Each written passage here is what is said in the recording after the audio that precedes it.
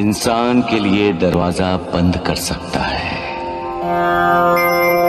लेकिन मालिक का दरवाजा कभी किसी के लिए बंद नहीं होता। वो कभी किसी को नहीं ठुकराता है, वो दयालु है।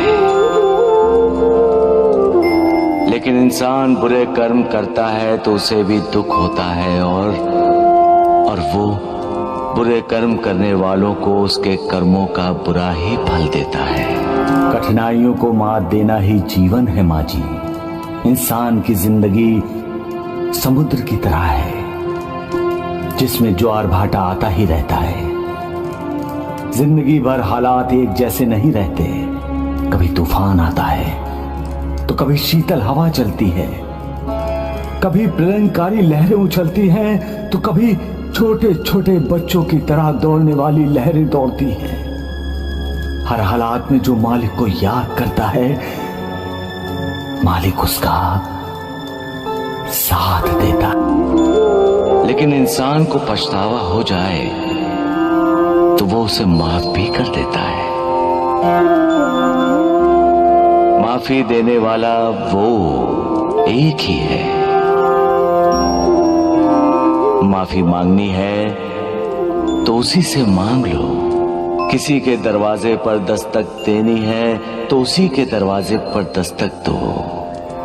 कोई अभिलाषा करनी हो तो मालिक की कृपा की अभिलाषा करो। कुछ पाना चाहते हो तो मालिक को पाओ, कल्याण होगा। मालिक की शरण में जाओ, उद्धार होगा। सबका मालिक एक। ये संसार दुख, दर्द, पीड़ा, वेदना से भरा है।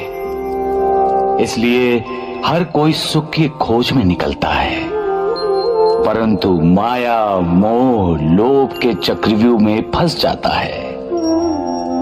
दुख तो अंत तक इंसान का पीछा करते हैं और इंसान उन पर विजय पाने की लगातार कोशिश करता रहता है, और उस कोशिश में वो सर्वशक्तिमान परमेश्वर को भूल जाता है। इंसान अपनी हार मानना नहीं चाहता और सुखी होने का नाटक करता है। लेकिन क्यों? हम सच्चाई से दूर क्यों भागते हैं? हम ये क्यों नहीं समझते कि दर्द और दुख कुछ नहीं है? जो है वो है सुख ना प्राप्त होने का दुख।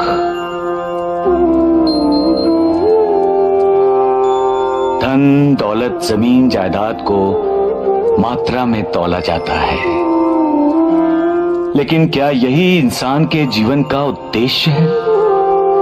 नहीं, उद्देश्य है मालिक को पाना। उस मालिक की भक्ति, उस मालिक का हर पल स्मरण करोगे तभी वेदना कम होगी, तभी दुख कम होंगे। संसार के दुखों से मुक्ति पाना है तो मेरी कथाएं सुनो।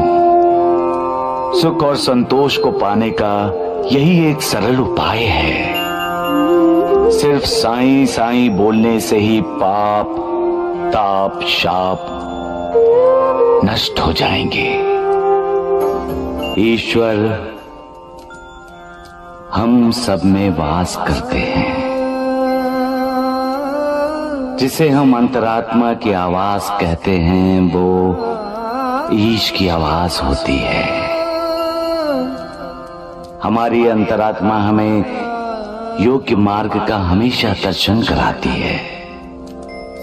इसलिए हर इंसान को अपनी अंतरात्मा की आवाज सुननी चाहिए। कभी कभी इंसान दुविधा में पड़ जाता है,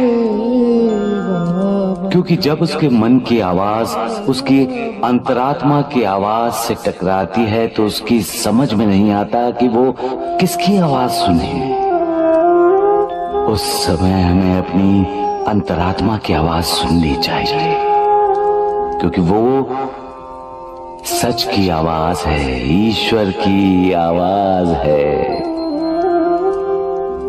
सबका मालिक एक।